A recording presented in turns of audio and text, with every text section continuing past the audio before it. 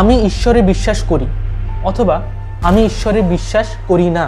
I believe in God অথবা I don't believe in God. এই সেন্টেন্সের মধ্যে তিনটে প্রশ্ন লুকিয়ে আছে, এখানে তিনটে এলিমেন্ট আছে। আজকের ভিডিওতে আমরা সেই তিনটে প্রশ্নকে খুঁজে বার করার চেষ্টা করব। এক, হোয়াট ইজ গড? এই যে গডে আমরা বিশ্বাস করার কথা বলছি বা বলছি না, সেই গডের মানে কি, তার অর্থটা কি? অন্যদিকে সেলফ, অর্থাৎ এই যে আমি, যে ঈশ্বরে বিশ্বাস করে অথবা করে না।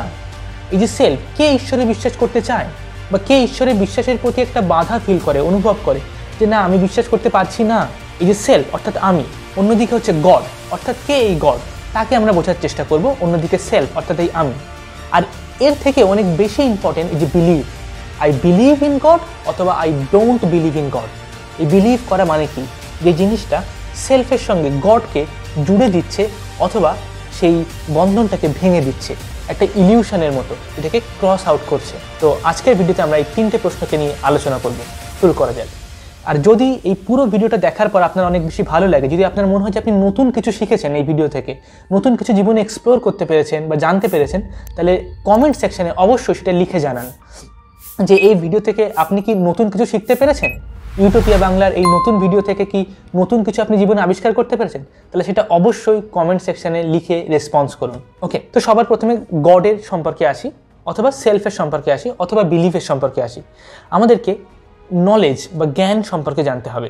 এই তিনটে প্রশ্নের উত্তর দিতে গেলে আমাদেরকে জানতে হবে জ্ঞান কি বা জ্ঞান কাকে বলে। জ্ঞান চার রকমের হয়। সবার প্রথম হচ্ছে কি নোন, অর্থাৎ সেই সমস্ত নলেজ যেগুলো আমরা জানি এবং আমরা সেই জানা সম্পর্কেও সচেতন, অর্থাৎ নোন। ফর এক্সাম্পল, আমি এটা জানি যে কি করে স্কুটি চালাতে হয় বা কি করে কার ড্রাইভ করতে হয়, এবং আমি এটাও জানি যে এই জিনিসটা আমি জানি। আমি ড্রয়িং করতে পারি, আবার কি করে এই যে ড্রয়িং করার মাধ্যমে আমি অন্যদের ড্রয়িং করতে পারি বা আমার ঘরে সাজিয়ে রাখতে পারি অনেকগুলো ড্রয়িংকে, সেটাও আমি জানি। অর্থাৎ একটা স্কিল আমার আছে, একটা নলেজ আমার আছে, এবং সেই নলেজটা যে আমার আছে এটা সম্পর্কেও আমি জানি, আমি সচেতন। এই নলেজটা আমার আনকনসিয়াসে নেই, আমার কনসিয়াস মাইন্ডেই আছে। এটা হচ্ছে first domain, known. Second, known unknown, অর্থাৎ কোনো জিনিস আমরা জানি কিন্তু সেটা পুরোপুরি জানি না। যেমন ফর এক্সাম্পল, একটা বই আছে যেটা হচ্ছে ফিরদৌসির লেখা শাহান্নামে, একটা পার্সিয়ান এপিক পোয়েম। আমি এটা জানি যে ফিরদৌসির লেখা একটা বই আছে যেটার নাম হচ্ছে শাহান্নামে, এটা একটা পার্সিয়ান এপিক পোয়েম এবং এটা পৃথিবীর ইতিহাসে লেখা সবথেকে শ্রেষ্ঠ বইগুলোর মধ্যে একটা। আমি এইটুকুই জানি, কিন্তু এর পরে বইটাতে কি লেখা আছে সেটা আমি জানি না। এই যে আমি এটা জানি যে ওই অংশটুকু আমি জানি না, অর্থাৎ আমার যে নলেজ তার একটা সীমা বা একটা লিমিট, যে এর পরেরটুকু আমি আর জানি না। এই যে জিনিসটা, সেটা হচ্ছে কি নোন আননোন। আমি এটা জানি না যে কি করে পাইলটরা প্লেন চালায়, তাহলে আমি এটা জানি যে আমি জানি না। পাইলটদের মতো আমি প্লেন চালাতে জানি না, আমি পারি না, কিন্তু আমি এটা জানি যে আমি এটা পারি না। এটা হচ্ছে কি নোন আননোন। যেটা আমি জানি না সেই সম্পর্কে আমি সচেতন, আমার কনসিয়াস মাইন্ডে আছে এই যে নোন আননোন, যে আমি এটা জানি না। তাহলে আমরা দুটো ডোমেন পেলাম নলেজের, একটা হচ্ছে নোন, আর একটা হচ্ছে কি নোন আননোন। থার্ড ডোমেন, সেটা হচ্ছে কি আননোন, অর্থাৎ অ্যাবসলিউটলি আননোন। ফর এক্সাম্পল, আজ থেকে 500 বছর আগে তখন সাবমেরিন ছিল না জলের নিচে চালানোর জন্য। তো তখনকার মানুষ এটা জানতো না যে জলের নিচে চালানোর জন্য কোনো একটা সাবমেরিন বলে কোনো জিনিস হতে পারে, এবং সেটা কিভাবে আবিষ্কার করা যায় সেটাও তারা জানতো না। তারা সেটা চালাতেও জানতো না, এবং তারা এটা জানতোও না যে তারা এই জিনিসটা জানে না, অর্থাৎ এই সাবমেরিনের রিলেশনে তারা কিছু জানতো না। এটা অ্যাবসলিউটলি আননোন। বা ফর এক্সাম্পল, আজ থেকে 500 বছর আগে মানুষের কাছে ব্ল্যাক হোল সম্পর্কে কোনো ধারণা ছিল না। তো তখনকার মানুষ ব্ল্যাক হোল সম্পর্কে জানতো না, এবং তারা যে ব্ল্যাক হোল সম্পর্কে জানতো না এই বিষয়টাও তারা জানতো না। এটা হয়ে গেল কি আননোন, অর্থাৎ অ্যাবসলিউটলি আননোন। এমন অনেক জিনিসই আছে পৃথিবীতে যেটা আমি জানি না, এবং আমি যে সেই জিনিসটা জানি না সেটা সম্পর্কেও আমি জানি না। হয়তো কোনো একটা বই আছে কোনো একজন অথরের লেখা যেটা আমি জানি না, এবং আমি যে সেটা জানি না সেটাও আমি জানি না। ওকে, এটা হয়ে গেল কি অ্যাবসলিউটলি আননোন, অর্থাৎ আননোন, পিওরলি আননোন, যেটা আমাদের থেকে একদম পুরোই আলাদা, যার সাথে আমরা পুরো ডিসকানেক্ট হয়ে আছি। ওকে, তাহলে আমরা তিনটে ডোমেন পেলাম নলেজের। একটা হচ্ছে নোন, একটা হলো নোন আননোন, আর একটা হচ্ছে আননোন। তিনটে ডোমেন। এরপরে 4 নম্বর ডোমেন হচ্ছে যেটা সব থেকে মোস্ট ইন্টারেস্টিং এবং সব থেকে বেশি ইম্পর্টেন্ট, সেটা হচ্ছে আননোন। এই আননোন মানে কি? কোনো একটা স্কিল যেটা আমার আছে, আমি জানি, কিন্তু আমি সেটা সম্পর্কে সচেতন নই। আমি জানি না। যেমন ফর এক্সাম্পল, হয়তো আমি ভালো ড্রয়িং করতে পারি, কিন্তু আমি জানি না যে আমার ড্রয়িংটা অনেক ভালো, আমি জাস্ট ক্যাজুয়ালি করে দিই, আমি কখনো এটাকে নোটিসই করি না, খেয়ালই করি না। কিন্তু আমার বন্ধুরা তারা আমার ড্রয়িং দেখে বলে যে বাহ, তুই তো খুব সুন্দর ড্রয়িং করতে পারিস, অনেক ভালো জানিস, তুই এটাকে কখনো খেয়াল করিস নি যে তুই ভালো ড্রয়িং করতে পারিস, এই ড্রয়িংটাকে তো একটা প্রফেশন হিসেবে নিতে পারিস। তাহলে কি তারা আমাকে যখন বলছে তখন আমি সচেতন হচ্ছি যে হ্যাঁ তাই তো, এটা তো ঠিক কথা। তাহলে এতদিন আমি ড্রয়িং করতে পারতাম, আমি জানতাম, কিন্তু এই জানা জিনিসটাই আমার কাছে অজানা ছিল, মানে আমি এটা সম্পর্কে সচেতন ছিলাম না, আমি আনকনসিয়াসলি ড্রয়িং করছিলাম। এটা হচ্ছে কি আননোন নোন। আমার কনসিয়াসে কোনো একটা নলেজের পিস আছে, কিন্তু সেটা সেই নলেজটা আমি কনসিয়াসলি করতে পারি, কিন্তু সেটা সম্পর্কে অ্যাওয়ারনেস নেই, সেটা আনকনসিয়াসে আছে। ওকে, এটা হয়ে গেল কি আননোন নোন। এটা একটা উদাহরণের সাহায্যে বা একটা জোকসের সাহায্যে আমরা অনেক ভালোভাবে বুঝতে পারি এই আননোন নোন মানে কি। একবার কি হয়েছে, একজন সায়েন্টিস্ট নিলস বোর তার নাম, এটা একটা জোকস। ওকে, তো সেই সায়েন্টিস্টটা একটা খামার বাড়িতে, সে এক জায়গাতে আছে ইভিনিংয়ে, সন্ধ্যাবেলা, এবং তার বাড়িতে তার সঙ্গে দেখা করতে তার একজন কলিগ, তার একটা বন্ধু সে আসছে, এবং সে যে বাড়িতে আছে দেখছে সেই বাড়ির সামনে একটা ঘোড়ার মূর্তি লাগানো আছে, শিংওয়ালা ঘোড়া। ওকে, একটা স্ট্যাচু টাইপের করা আছে, এবং তাদের কালচারে এটা মনে করা হয় যদি বাড়ির সামনে কোনো একটা ঘোড়ার মূর্তি লাগানো থাকে তাহলে বাড়িতে কোনো ইভেল প্রবেশ করতে পারবে না। ওকে, এটা একটা কুসংস্কার বা একটা সুপারস্টিশন, যেটা তারা বিলিভ করে।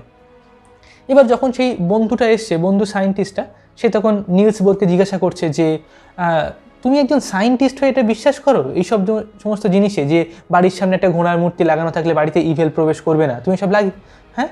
তো তখন নিলস বোর বলছে না না, আমি এসব বিশ্বাস করি না, আমি তো একজন সায়েন্টিস্ট, আমি কেন এসবে বিশ্বাস করতে যাব? তখন সায়েন্টিস্টটা বলছে তুমি বিশ্বাস করো না, তাহলে তুমি নিজের বাড়ির সামনে ঘোড়ার মূর্তিটা কেন লাগিয়ে রেখেছো? ওটা লাগানোর মানে কি তাহলে? তখন নিলস বোর অ্যান্সার দিচ্ছে যে ওটা লাগিয়ে রেখেছি কারণ আমি এটা বিশ্বাস করি না, কিন্তু প্রতিবেশীরা বললো যে ওটাতে বিশ্বাস না করলেও নাকি কাজ হয়। ঠিক আছে, তো অ্যাকচুয়ালি এই সিচুয়েশনে নিলস বোর কি সত্যি এটা বিশ্বাস করে না করে না? না, নিলস বোর বলছে আমি বিশ্বাস করি না, কিন্তু প্রতিবেশীরা বলছে যে বিশ্বাস না করলেও নাকি এটা কাজ হয়, সেই জন্য লাগিয়ে রেখেছে। তাহলে সে অ্যাকচুয়ালি নিলস বোর বিশ্বাস করে, তাই নয় কি? হ্যাঁ, এটাই হচ্ছে কি আননোন নোন। নিলস বোর ঠিক সেরকম আমরা সবাই এরকম ভাবছি যে এই জিনিসটা আমি বিশ্বাস করি না, ও বিশ্বাস করে, ঠিক আছে, আর আমি ওকে বিশ্বাস করি, বা তো ওর মাধ্যমে আমরা জিনিসটাকে বিশ্বাস করছি। ফর এক্সাম্পল, যে হয়তো আমি বিশ্বাস করি না সাইকো অ্যানালিসিস বলে কোনো সাবজেক্ট হয়, ঠিক আছে, আমি বিশ্বাস করি না সিম্বলাইজেশন কি হয়, ফ্যালাস, প্রসেস অফ ক্যাস্ট্রেশন বা আনকনসিয়াস মাইন্ড, এসব আমি বিশ্বাস করি না, কিন্তু আমার খুব স্ট্রেস হয়, খুব অ্যাংজাইটি হয়। তো একজন সাইকো অ্যানালিসিস্ট আছেন কলকাতাতে বা কোথাও একটা, সে বিশ্বাস করে এইসব জিনিসে, এবং হতে পারে যে সে আমাকে সুস্থ করে দিল। তাহলে এখানে যখন আমি বিশ্বাস করি না সাইকো অ্যানালিসিসে, তো আমি ভাবছি কি একজন ডাক্তার আছে, একজন ক্লিনিক্যাল সাইকো অ্যানালিসিস্ট আছেন, সে হয়তো এসবে বিশ্বাস করে এবং সে আমাকে সুস্থ করে দিতে পারে। তার মানে কি আমি অ্যাকচুয়ালি বিশ্বাস করছি অবচেতনভাবে, এবং তার মাধ্যমে, সেই ডক্টরের মাধ্যমে আমি জিনিসটাকে বিলিভ করছি। ওকে, ফর এক্সাম্পল, যে আমি সিনেমা দেখতে যেতে চাই না, ঠিক আছে, তো আমার ভাই আমাকে বললো যে ভাইয়া চল সিনেমা দেখে আসি, এটা খুব ভালো সিনেমা, খুব সুন্দর। তো আমি তখন সিনেমা দেখতে গেলাম, কিন্তু আমি কি ভাবছি যে আমি গেছি অনুভবের কথা শুনে, আমার ভাইয়ের কথা শুনে, কিন্তু প্রকৃতপক্ষে তা নয়। আমারই আনকনসিয়াস মাইন্ড অনুভবকে, আমার ভাইকে একটা এজেন্সি হিসেবে ইউজ করছে, তার মধ্যে দিয়ে ডিজায়ারটাকে অ্যাক্সেস করছে। অন্য সময় যখন ও কোনো কথা বলে তখন তো আমি সেটা শুনি না, তখন তো সেটাকে আমি অ্যাবসলিউটলি ডিনাই করে দিই পুরোপুরি। তাহলে কেন?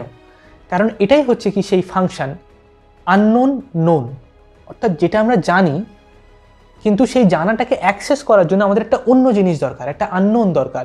সেই আননোনের মধ্যে দিয়ে আমরা সেই নোনটাকে অ্যাক্সেস করতে পারবো। এটা আমাদের কাছে অলরেডি আছে সেই বিলিফটা। যেমন নিলস বোর অলরেডি কিন্তু সুপারস্টিশন, মানে সে কিন্তু কুসংস্কারে বিশ্বাস করে যে বাড়ির সামনে ঘোড়ার মূর্তি রাখলে ঘরে কোনো ইভেল প্রবেশ করতে পারবে না, কিন্তু সে এই জিনিসটাকে ডিরেক্টলি, মানে একদম সোজাভাবে সেই বিশ্বাসটা বা সেই সুপারস্টিশনটাকে নিচ্ছে না। তার পরিবর্তে সে কী করছে, একটা এজেন্সি তৈরি করছে, যে অন্য মানুষ, আমার প্রতিবেশী বা আমার বন্ধু, ও বিশ্বাস করে, ও বলেছে যেটা মানে বিশ্বাস না করলেও কাজ হয়, তো আমি এটাকে বিশ্বাস করি না, কিন্তু সেটাকে কাজ হবে সেই জন্য আমি রাখছি। ওকে, দিস প্যারাডক্স। ওকে, তো এটাই হচ্ছে কি সেই আননোন নোন। তো এই যে গড, আমি গডে বিশ্বাস করি বা করি না, এটা তো সহজ বিষয় নয়। নিলস বোর যেমন ভাবছে যে সে বিশ্বাস করে না, কিন্তু প্রকৃতপক্ষে ডিপ ডাউন, অনেক নিচে অবচেতনে সেটাকে বিশ্বাস করে, ঠিক সেরকম আমরা হয়তো এটা মনে করতে পারি যে আমি ঈশ্বরে বিশ্বাস করি না, কিন্তু আমাদের মনের অবচেতনে অনেক গভীরে হয়তো আমাদের অনেক চরম একটা বিশ্বাস আছে ঈশ্বরের প্রতি। আবার কেউ হয়তো এটা বলতে পারে যে হ্যাঁ, আমি সবসময় ঈশ্বরে বিশ্বাস করি, আমার মনে একদম ঈশ্বরের প্রতি চরম বিশ্বাস আছে, অনেক ভক্তি আছে, সে সবসময় হয়তো মন্দিরে যাচ্ছে, মসজিদে যাচ্ছে, কিন্তু তার মনের এই অবচেতনে অনেক নিচে সে হয়তো ঈশ্বরে বিশ্বাস করে না, তার কোনোই বিশ্বাস নেই যে তার জীবনে ভালো হবে বা ঈশ্বর তার খেয়াল রাখছে বা সব কিছুই সুন্দরের দিকে এগিয়ে যাচ্ছে ধীরে ধীরে, বা ঈশ্বরের প্রতি তার কোনো বিশ্বাস নেই। তো বিলিভ বা বিশ্বাস এটা এতটা সহজ জিনিস নয়। আমরা কি দেখলাম যে নলেজ বা জ্ঞান এটা 4 রকমের হতে পারে। নোন এই নোন হচ্ছে কি ফাইনাইট, একটা নির্দিষ্ট পরিমাণ, যে জিনিসগুলো আমি জানি বা বুঝি একটা নির্দিষ্ট পরিমাণের জিনিস আছে, অনেক কম, অনেক সংকীর্ণ। এরপরে কি নোন আননোন, আমি জানি যে এই জিনিসটা আমি জানি না, I know that I don't know. এই জিনিসটা এটা হচ্ছে কি অনেক বেশি আছে, আমার কত কিছু শেখার আছে, কত কিছু জানার আছে, এই বইটা পড়তে হবে, সেই বইটা পড়তে হবে, অমুক দেশে অমুক সায়েন্টিস্ট এই করেছেন, ওই স্কলার এটা বলেছিল, আমাকে এই মেডিটেশন প্র্যাকটিস করতে হবে। তো এরকম হাজার জিনিস আমাদের কাছে আছে, ওই সিনেমাটা দেখা হয়নি, তো আমি জানি যে এই জিনিসটা আমি জানি না, এরকম অনেক জিনিস আছে, অনেক বড় এটা। তারও পরে হচ্ছে কি আননোন, অর্থাৎ অ্যাবসলিউটলি পিওরলি আননোন, যেটা আমরা কিছুই জানি না, সেটা হচ্ছে কি ইনফিনিট, অসীম, সীমাহীন। তো অ্যাকচুয়াল গড সে কোথায় এক্সিস্ট করে?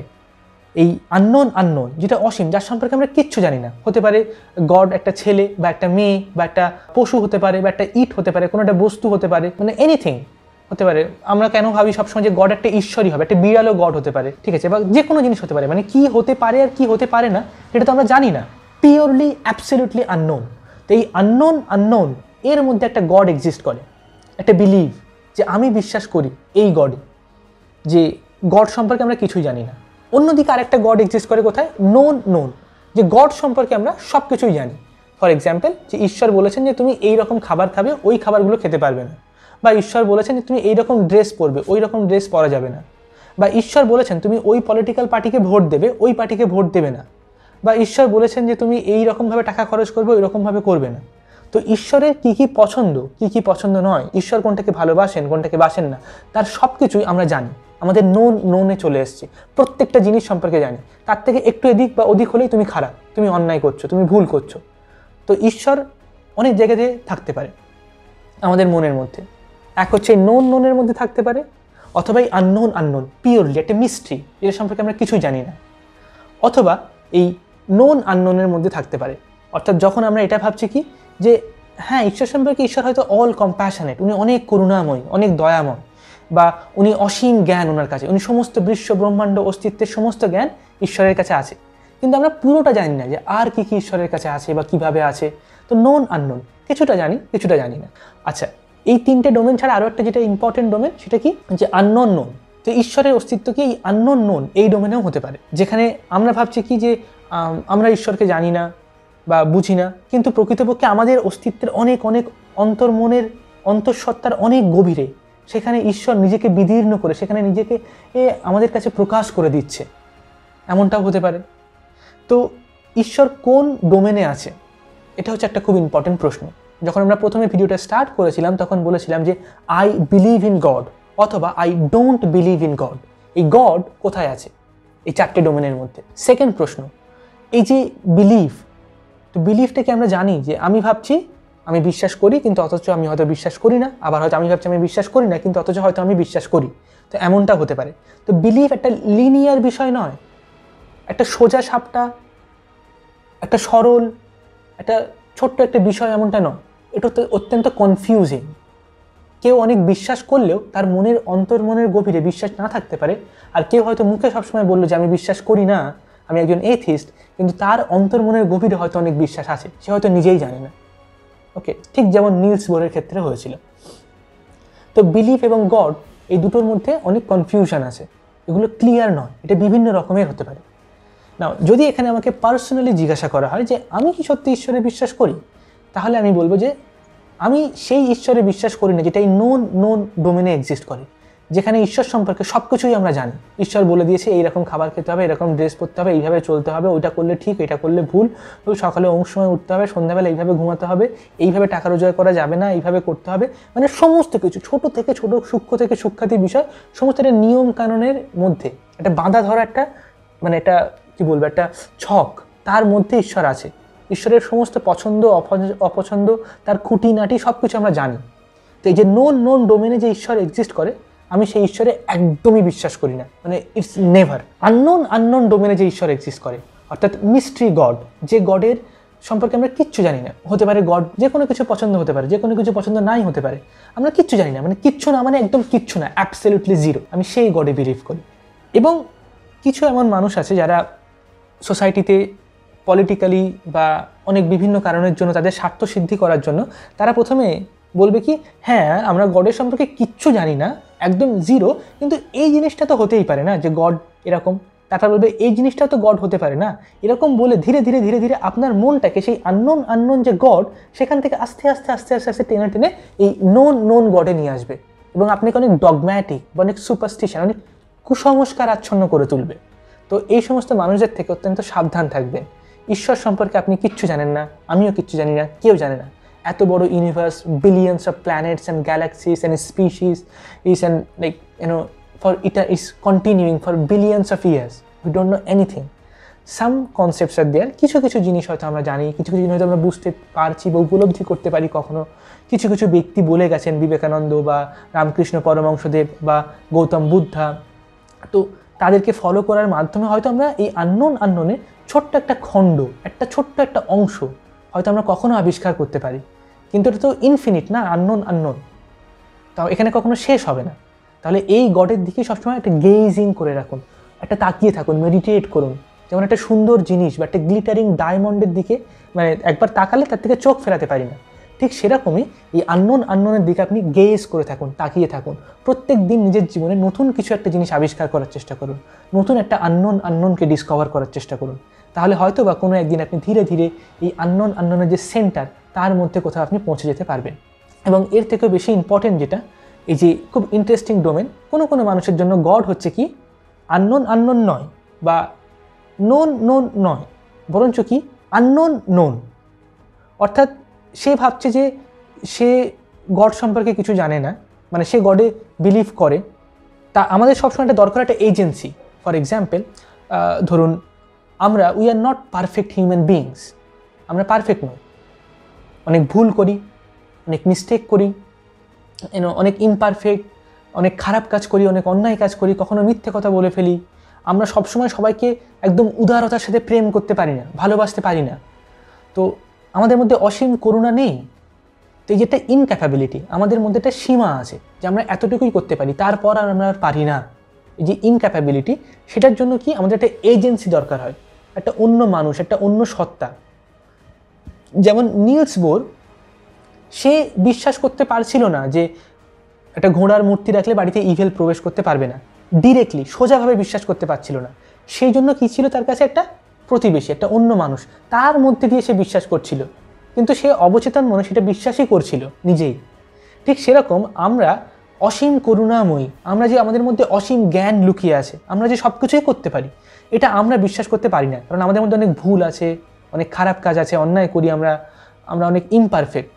তো সেই জন্য আমাদের একটা এজেন্সি দরকার, এরকম একটা প্রতিবেশী। যেমন নিলস বোরের একটা প্রতিবেশী দরকার ছিল বিশ্বাসটা করার জন্য, ঠিক তেমন আমাদের একটা এজেন্সি দরকার বিশ্বাস করার জন্য যে হ্যাঁ, আমরা সবাইকে অসীম করুণার সাথে দেখতে পারি না, ভালোবাসতে পারি না, কিন্তু গড হচ্ছে অল লাভিং।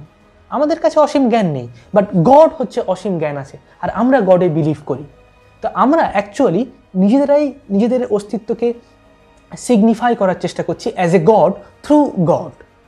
অর্থাৎ আমরা অসীম, ইনফিনিট বা absolute, all knowing, all compassionate, all loving হওয়ার চেষ্টা করছি through this agency of god. আমরা যেখানে বাধা পাচ্ছি, আটকে যাচ্ছি, সেই পয়েন্ট থেকে আমরা নিজেকে ছাড়িয়ে নেওয়ার জন্য একটা এজেন্সি ইউজ করছি, to belong in to that God. যে আমি গডে বিলং করি, আমি ঈশ্বরে বিশ্বাস করি, আর ঈশ্বর হচ্ছে অসীম করুণাময়ী, অসীম জ্ঞান সম্পন্ন। তো আমরা এটা হচ্ছে কি, ঈশ্বরকে এখানে আমরা একটা আননোন হিসেবে ইউজ করছি। ওকে, ফর এক্সাম্পল, ধরুন কেউ একজন মানুষ, সে অফিসে গেছে, তো সারাদিন অফিসে অনেক কাজ করার পর অনেক ক্লান্ত, অনেক টায়ার্ড হয়ে গেছে, এবং টায়ার্ড হওয়ার পর সে যখন সন্ধ্যাবেলা বাড়ি এলো, তো টিভিতে বসে বা মোবাইল ফোনে সেটা কমেডি ভিডিও দেখছে। সেই কমেডি ভিডিও দেখার সময় দেখবেন আপনি, কোনো কমেডি শোতে শুধুমাত্র জোকস বলা হয় না, সেই জোকসের সঙ্গে ব্যাকগ্রাউন্ডে অন্য যারা সেখানে বসে আছে দর্শক তারাও হাসছে, এটা দেখার হয়। কপিল শর্মার শোতে আপনি দেখবেন যে যখন কোনো একটা জোকস বলা হচ্ছে তখন যারা ক্যামেরাম্যান থাকে, যারা ডিরেক্টর থাকে, তারা ওই হাসিগুলোকে ইনক্লুড করে। ইনফ্যাক্ট অন্য অনেক সিনেমাতে যেখানে ব্যাকগ্রাউন্ডের নয়েজটা বা ওই হাসি, সবাই হাসছে, এটা দরকার নেই, তারপরেও সেটাকে দেওয়া হচ্ছে। কেন? কারণ যখন আমরা টায়ার্ড হয়ে সেই ভিডিওটা দেখছি বা সেই জোকসটা দেখছি, তখন আমরা ডিরেক্টলি সেই জোকসের থেকে মজাটা বা হাসিটাকে নিচ্ছি না, অন্য মানুষটা সেই জোকসটা থেকে মজা নিচ্ছে, তারা ব্যাকগ্রাউন্ডে হাসছে। আর আমরা আউট অফ ডিউটি, একটা রেসপন্সিবিলিটি হিসেবে আমরা তাদের মধ্যে বিলং করি বাই লাফিং। আমরাও হাসছি তখন, যে অন্যরাও হাসছে জোকসটা শুনে, তার মানে আমাদেরও হাসি পাচ্ছে, একটা ইনস্টিংক্ট, একটা প্রেশার হিসেবে কাজ করে। তো আমরা সেই গ্রুপের মধ্যে বিলং করি, সে একটা এজেন্সি যার থ্রুতে আমরা সেই জোকসের মজাটা নিচ্ছি। তো এখানে জোকসটাকে আমরা ডিরেক্টলি অ্যাক্সেস করছি না, বরঞ্চ এটা এজেন্সির থ্রুতে অ্যাক্সেস করছি। এই যে এজেন্সি, এটাই হচ্ছে কি আননোন নোন, এটা সবসময় ব্যাকগ্রাউন্ডে থাকে। জোকসটার সামনে আর এই যে হাসিটা, এটা ব্যাকগ্রাউন্ডে চলছে পিছন দিকে অল্প করে, সাটেল। তো আননোন নোন আমরা এটা খেয়াল করতে পারি না, কিন্তু এর মাধ্যমে আমরা জোকসটাকে অ্যাক্সেস করছি, আমরা ডিরেক্টলি সেটাকে অ্যাক্সেস করছি না। ওকে, তো এই হচ্ছে কি আননোন নোন। তো আমাদেরকে মনে রাখতে হবে যখন আমরা এটা বলি যে আই বিলিভ ইন গড অথবা I don't believe in god, সেখানে গড দু রকমের হতে পারে, অ্যাবসলিউটলি আননোন অথবা নোন, পিওরলি নোন, অথবা গড একটা এজেন্সি হিসেবে কাজ করতে পারে আমাদের লিমিটেশনটাকে ছাড়িয়ে দেওয়ার জন্য, আমাদের ইমপারফেকশন, আমাদের ইমোরালিটি বা আমরা নীতিগত দিক থেকে যতটা সীমাবদ্ধ, আমাদের ক্ষমতা যতটা সসীম, সেই সসীমের বাধা থেকে মুক্ত করে দেওয়ার জন্য গডকে একটা এজেন্সি হিসেবে আমরা ইউজ করি। তো 3 রকমের গড হতে পারে। সেকেন্ড পয়েন্ট হলো কি যে বিলিভ। তো বিলিভ হচ্ছে কি, এটা অত্যন্ত কনফিউজিং। বিলিভ এই 4টে ডোমেনের মধ্যে যে কোনো জায়গায় থাকতে পারে। ওকে, এবং ফার্স্ট পয়েন্ট যেটা আমরা বলেছিলাম সেলফ, অর্থাৎ আমি, আমার ভেতরে যে সত্তা আছে, যে আমি ঈশ্বরে বিশ্বাস করি, আই বিলিভ ইন গড অথবা I don't believe in god, আমি ঈশ্বরে বিশ্বাস করি না। তো এই আই মানে কি? আই মানে হচ্ছে যে সেলফ, যেটা নলেজ, যেটা আমাদের মধ্যে আছে, অর্থাৎ আমি, এই যে বোধ বা সত্তা, এই আমি জিনিসটা, এটা কি? এই আমাদের মধ্যে কে আছে, কোন অংশটা আছে যে এটা বলছে সবসময় যে আমি ঈশ্বরে বিশ্বাস করি, আর কে আছে, কোন অংশটা যে এটা বাধা দিচ্ছে যে না আমি বিশ্বাস করি না। এই যে বোধটা যে বলছে আমি বিশ্বাস করি, সে কে?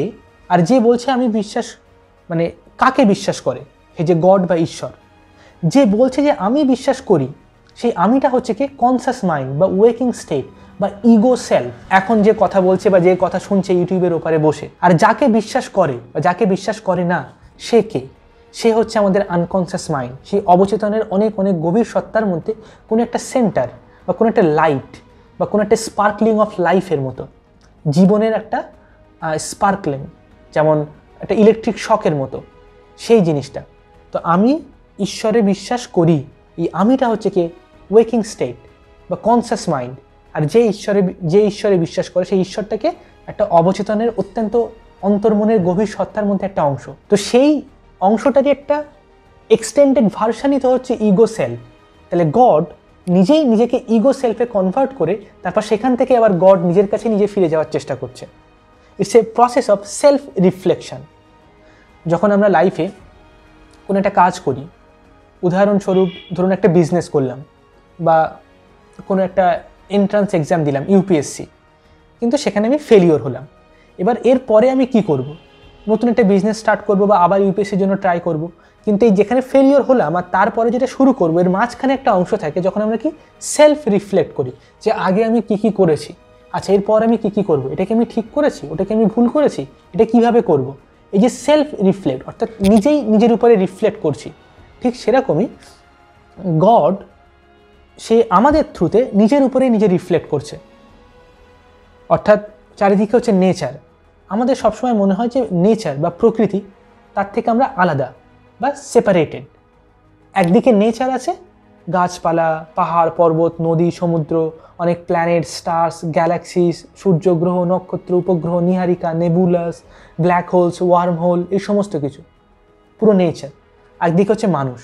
মানুষ কি এই নেচারটাকে ইনভেস্টিগেট করার চেষ্টা করছে, নেচারটাকে বোঝার চেষ্টা করছে। কিন্তু মানুষ কোথা থেকে এসছে? নেচারের থেকেই তো এসছে। তাহলে নেচার, তার মধ্যে বিভিন্ন অ্যাকশন রিয়াকশান হতে হতে অনেকগুলো কেমিক্যাল তৈরি হতে, অনেকগুলো ম্যাটার ফর্মুলেট হতে হতে ধীরে ধীরে ইভলভ হতে হতে সেখান থেকে একটা ছোট্ট এককোষী অ্যামিবা, এটা আরও অনেক ইভলভ হতে হতে কিছু সরীসৃপ, কিছু কীট পতঙ্গ, সেখান থেকে গাছপালা, তৃণ, সেখান থেকে মাছ জাতীয় কিছু প্রাণী, তারপর ছোটো ছোটো অ্যানিমালস, সেই অ্যানিমালসগুলো ইভলভ হতে হতে তারপর ধীরে ধীরে হিউম্যান বিং। এখন সেই হিউম্যান বিং প্রশ্ন করছে যে আমি কোথা থেকে এলাম, এই নেচার বা কী, কেন এই নেচারটা আছে অস্তিত্ব। তাহলে নেচার নিজেকে এক্সট্র্যাক্ট করে, নিজেকে মানে ছিঁড়ে নিয়ে বা কেটে নিয়ে তার মধ্যে থেকে একটা অংশকে টেনে নিয়ে বিবর্তনের মাধ্যমে হিউম্যান একটা ইন্টেলিজেন্ট বিং আকারে উঠে এসছে। আর সেই হিউম্যান বিং আবার নেচারের উপরে রিফ্লেক্ট করছে, ঠিক যেমন আমরা সেলফ রিফ্লেক্ট করি যে আমি এই যে বিজনেসটা করলাম সেখানে কি ঠিক করেছি, কি ভুল করেছি, আমরা নিজেই নিজের সম্পর্কে ভাবার চেষ্টা করি। আগের দিন আমি ইন্টারভিউ দিতে গেলাম, তো ওখানে ইন্টারভিউয়ার আমাকে বললো যে তুমি চাকরিটা পাবে না। তাহলে ইন্টারভিউ এরকম কেন বললো, তার পয়েন্ট অফ ভিউ থেকে আমি নিজেকে ভাবার চেষ্টা করছি। তো ঠিক সেরকম নেচার হিউম্যান বিংয়ের মধ্যে এসে হিউম্যান বিংয়ের থ্রুতে নিজেকে রিফ্লেক্ট করার চেষ্টা করছে।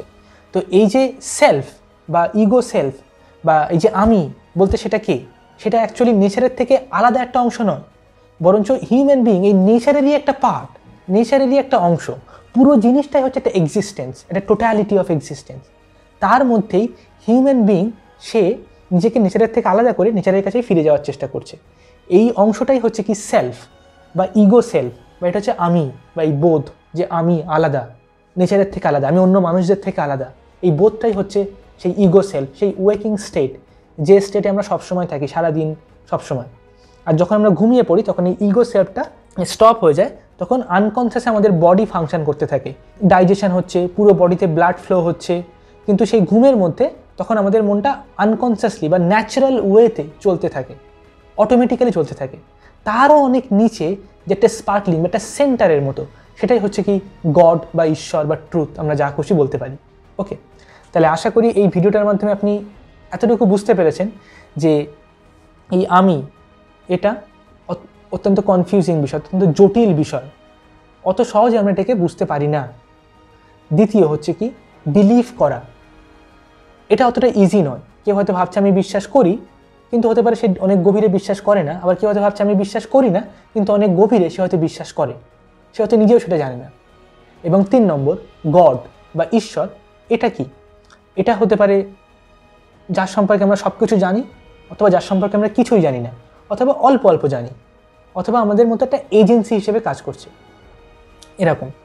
তো এই 3টের যে রিলেশন আমরা তৈরি করছি, যখন এই 3টে এলিমেন্ট আমি, ঈশ্বর এবং বিলিভ, 3টেই নিজেদের মধ্যে অত্যন্ত জটিল, অত্যন্ত কনফিউজিং, খুবই ডিফিকাল্ট বোঝা, সেই অবস্থাতে আমরা 3টে জিনিসকে অনেক রিডিউস করে, অনেক ন্যারো ডাউন করে, অত্যন্ত ছোট, অত্যন্ত সংকীর্ণ মনে ভেবে নিচ্ছে। ও ঈশ্বর মানে এটা, বিলিভ করা মানে এটা, আর আমি হচ্ছে আমি তো জানি আমি কে, আমার কোনটা ভালো লাগে কোনটা খারাপ লাগে সবই আমি জানি আমার নিজের সম্পর্কে, ঠিক আছে, তো সেটা আমি ভেবে নিলাম আমি। নাও আর এই 3টের মধ্যে একটা সম্পর্ক তৈরি করে দিলাম যে আমি বিলিভ করি ঈশ্বরে বা আমি বিলিভ করি না ঈশ্বরে, তো আমি নেগেট করছি ঈশ্বরকে, ঠিক আছে। তো this is not this much easy thing, এটা এতটাও ইজি নয়। এই যে আমি, সেটা যদি নেচারের একটা অংশ হয়, পার্ট হয়, নেচার তার মাধ্যমে রিফ্লেক্ট করছে, তাহলে আমি এই বোধটা যার থ্রুতে নেচার রিফ্লেক্ট করছে, সে কি নিজে পুরো নেচারটা নয়? নেচারের একটা অংশ, নাকি এর মধ্যে দিয়ে নেচার এক্সপ্রেস হচ্ছে নিজে? যেমন আমি এই নেচারের কাছে ফিরে যাওয়ার চেষ্টা করছে, বোঝার চেষ্টা করছে যে অ্যামিবা কী করে এসেছিল, অ্যাটমিক স্ট্রাকচার কী হয়, ব্ল্যাক হোলস আছে কি না, আমাদের বডি কী করে ফাংশন করে, নিউরোসায়েন্স কীভাবে কাজ করে। এই আমি, এই সায়েন্টিস্ট বা বিজ্ঞানী বা দার্শনিক বা একজন আধ্যাত্মিক স্কলার, তারা বোঝার চেষ্টা করছে বিশ্ব ব্রহ্মাণ্ড কী, সমস্ত নেচার কী, সমস্ত জাতি দেশ সমস্ত জিনিসটা কী। তাহলে সে যেমন নেচারের কাছে ফিরে যাওয়ার চেষ্টা করছে, নেচারও তার কাছে তেমন উঠে আসার চেষ্টা করছে, নেচারেরই তো অংশ সে। তাহলে নেচার এবং আইডেন্টিটি, এই দুটো জিনিস একটা অপরের মধ্যে একটা ইউনিফাই হওয়ার চেষ্টা করছে। নেচার যেমন আমাদের মনের মধ্যে, আমাদের চেতনার মধ্যে নিজেকে রিভিল করার চেষ্টা করছে, ঠিক তেমন আমরা আমাদেরকেও নেচারের মধ্যে এক্সপ্যান্ড করার চেষ্টা করছি। আমরা জেগে ওঠার চেষ্টা করছি অস্তিত্বের মধ্যে, সমগ্র অস্তিত্বের যে চেতনা, পুরো এক্সিস্টেন্স, পুরো ইউনিভার্সের যে এক্সিস্টেন্স, সেই এক্সিস্টেন্সিয়াল যে রিয়েলম, তার মধ্যে আমরা হিউম্যান বিং, একটা ছোট্ট সামান্য কন্ডিশনাল হিউম্যান বিং হিসেবে তার মধ্যে নিজেকে ভেঙে ওঠার চেষ্টা করছি, তার মধ্যে জেগে ওঠার চেষ্টা করছি, আমাদের এই ছোট্ট মাইন্ডটাকে নিয়ে। এই মন দিয়ে সেটাকে ধরে নেওয়ার চেষ্টা করছি, তার মধ্যে ভেসে ওঠার চেষ্টা করছি। ঠিক তেমনই নেচার তার সমগ্র অস্তিত্বটা নিয়ে সেও ধীরে ধীরে চেষ্টা করছে আমাদের কাছে, আমাদের মনের মধ্যে জেগে ওঠার চেষ্টা করছে। তো আমরা এক্সিস্টেন্সের মধ্যে লিবারেট করার চেষ্টা করছি, আবার এক্সিস্টেন্স আমাদের মধ্যে নিজেকে লিবারেট করার চেষ্টা করছে বা নিজেকে স্বাধীন করে দেওয়ার, মুক্ত করে দেওয়ার চেষ্টা করছে। তো এই পুরো এক্সিস্টেন্স এবং সেলফ, এই দুটোর যখন ইউনিফাই হয়ে যাবে তখনই হচ্ছে আমরা সেলফ রিয়েলাইজড হয়ে যাব, তখনই আমরা হচ্ছে অ্যাকচুয়ালি এনলাইটেন পার্সন বলতে যেটা বোঝায় সেই জিনিসটা হয়তো অ্যাচিভ করে নিতে পারবো কোনো একদিন। ওকে, যদি এমন কিছু সত্যি হয়ে থাকে তাহলে। তো এটাই ছিল আজকের ভিডিও। আশা করি আপনি এখান থেকে অনেক কিছু শিখতে পেরেছেন। যদি এই ভিডিওটা আপনার ভালো লাগে, যদি আপনি এখান থেকে নতুন কিছু জানতে পারেন, তাহলে নিচে কমেন্ট সেকশানে লিখে সেটা জানান যে আপনার এই ভিডিও থেকে আপনি নতুন কিছু শিখতে পেরেছেন কিনা। আজকের জন্য এতটুকু, পরের ভিডিওতে আবার দেখা হবে। Thank you so much.